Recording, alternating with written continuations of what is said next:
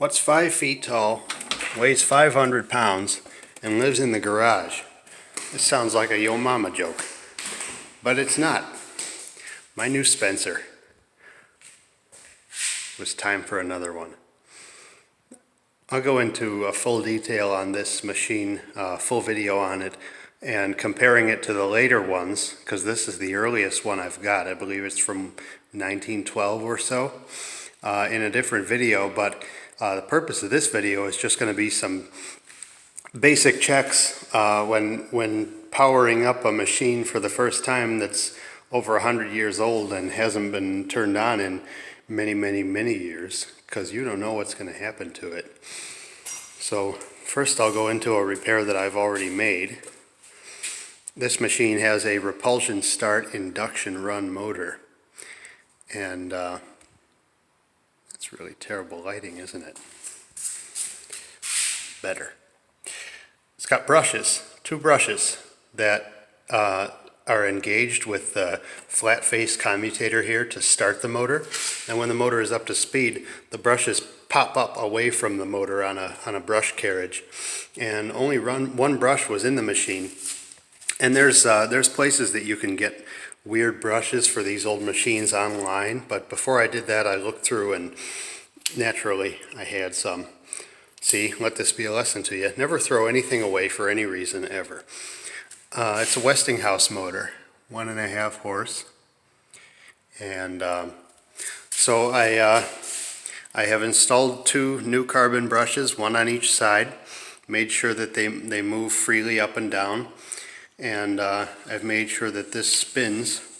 So this motor is coupled to the impellers, and judging by the rings on the housing, you know, on my other ones there's 6 rings and there's 6 impellers. This one has 24 rings on it, and I would be a little surprised if there were that many impellers, but I'm going to take this apart and see. It's got the little sidearm dirt container, and then the air comes in and moves downward through the impellers before it goes out the exhaust there. And here's the badge. So we know it spins, which is good. We want to make sure that this turns freely, and it does.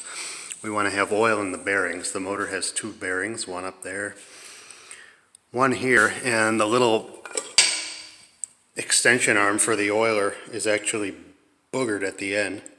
So until I get a new brass nipple for that, I just stuck a little brass elbow on there to have a little cup to put the oil into, and that seems to work. And we've got one down there. So there's no bearing in the middle. It just relies on the 2 motor bearings to keep the shaft in alignment. But this is a bearing down here. It'll be a ball bearing, I believe, just like the motor ones. And so what else do we do? Okay, this, as it came to me, had this piece of conduit coming off the side of it.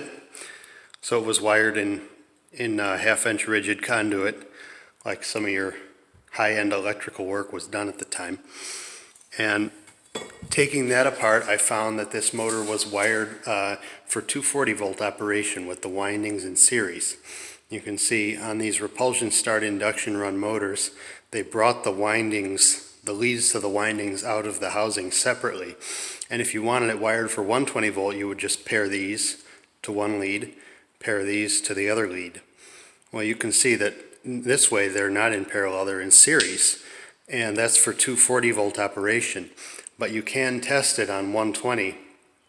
It just won't get up to full speed. It won't develop the torque, but at least you can see if it's running. Before we do that, we're going to take our little meter. Nothing but the finest. Never skimp on tools. And check for continuity.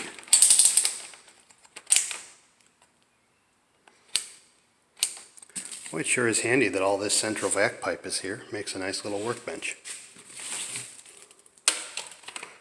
Okay. So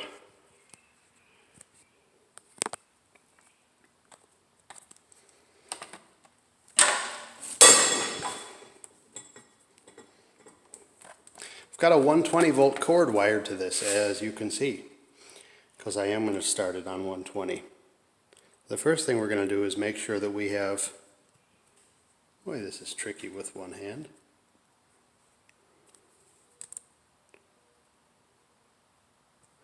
We need to have some kind of a reading. Oh, wait a minute, we're on volts DC, for God's sake. Life's hard when you're stupid. Okay, so we want to have some kind of a continuity reading.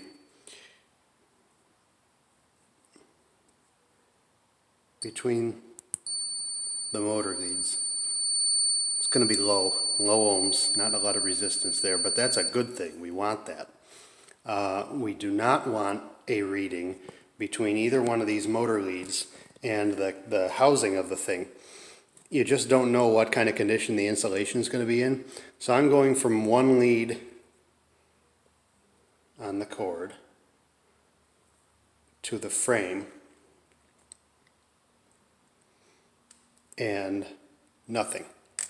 So that's a good thing, because I'm going to test this out before I connect the ground wire. But we still want to make sure the thing's not going to become live when we start it up. All right. We'll put our $1,000 fluke meter away. Wouldn't want anything to happen. I have to go back to Harbor Freight and pay another $7 for another one. So as I mentioned, we can connect this to 120. But I'm going to first actually connect it through a variac here, because variac. So,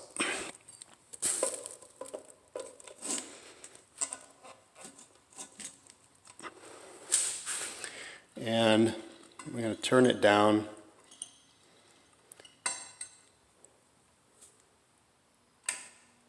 We're getting a gentle hum, that's probably a good thing.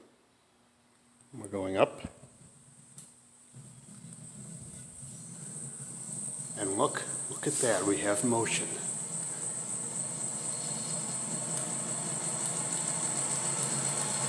We're at about 50%.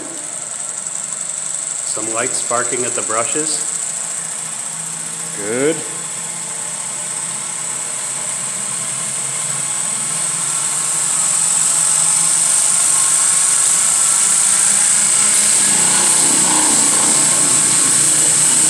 Okay, we're now at 100%.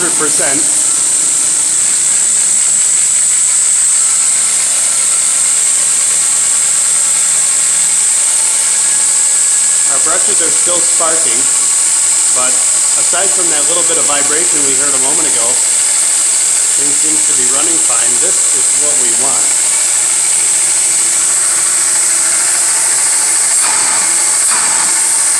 It's not at full speed, so there's not tons of suction yet, but so far so good. All right.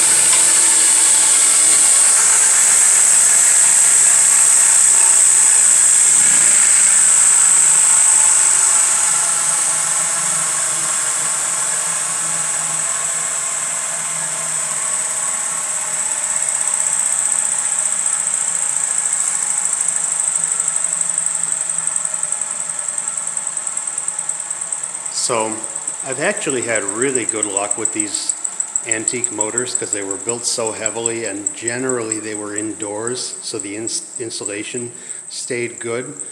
So I haven't had to deal with one where, let's say there was a short to ground, or let's say there was an open circuit on the windings. That would be a challenge. But so far they've been, we're, 3 for 3 over there. And let's start it one more time. We're just going to go across the line.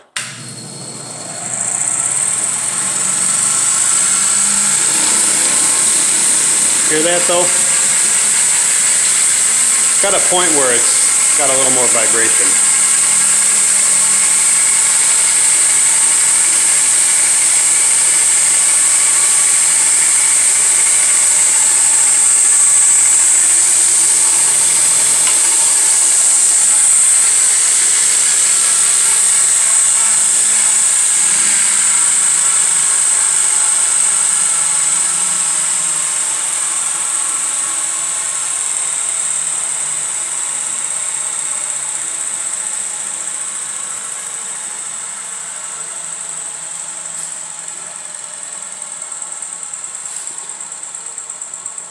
So now our next step is going to be to wire it for 240 and see what it does. I'm expecting no problems, but doing this first, wiring it for 120, just gives a little bit of reassurance that it's not going to spark and bang and blow up in your face when you put full voltage to it.